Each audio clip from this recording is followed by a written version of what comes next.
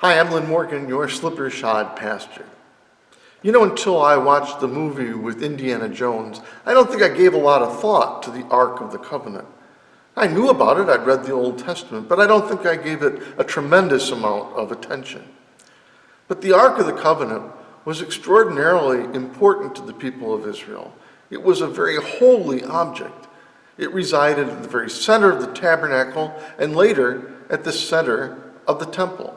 And above the Ark of the Covenant, just hovering above it, the Israelites believed that the near presence of God on earth was manifest.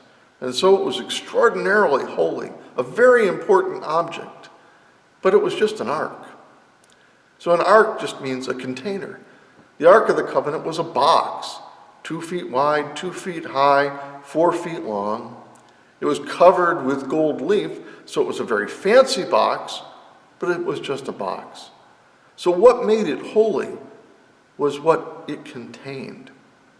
And I would argue that what it contained is important not for the contents themselves alone, but for what those contents mean. It contained a copy of the Decalogue, the Ten Commandments. Now, when you and I think of the Ten Commandments, we think law, and so did the Israelites. We think of thou shalt not, knock it off, shape up, do the right thing. But those terms, those 10 words, the law that God gave to Moses on Sinai, those are the terms of a covenant.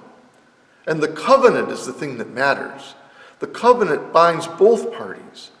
God says, I will be your God and you will be my people. And because you're my people, you have to live a certain way. But I will be your God. I'm bound to you eternally. You're my people. I'm stuck with you and you can count on me. And so the law is not just an obligation on us, but it is an intimate promise of God's fidelity. The Ark of the Covenant also contains a golden vessel of manna. Now, we've talked about manna. It's that miraculous food in the wilderness. So it's a symbol of God's providence, God's care, God's providing for us when there is nothing. God makes provision so that we have enough. The third element that's contained in the Ark of the Covenant is the rod that Aaron carried. It was used, that rod, for the conducting of great miracles.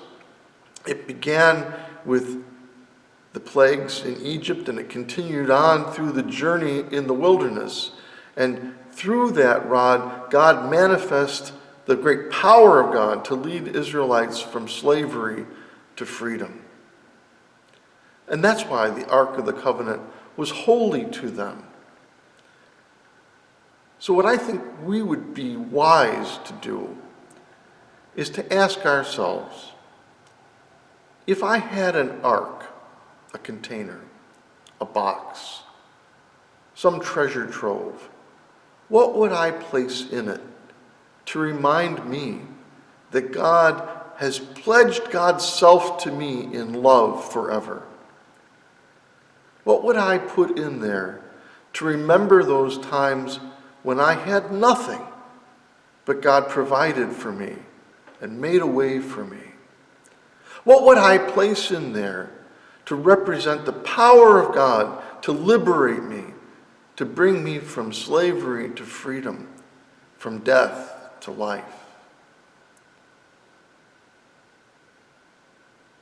And to remember that the ark that we carry is our heart and our mind, as we remember and as we bless the God who has been with us and who will continue to be with us.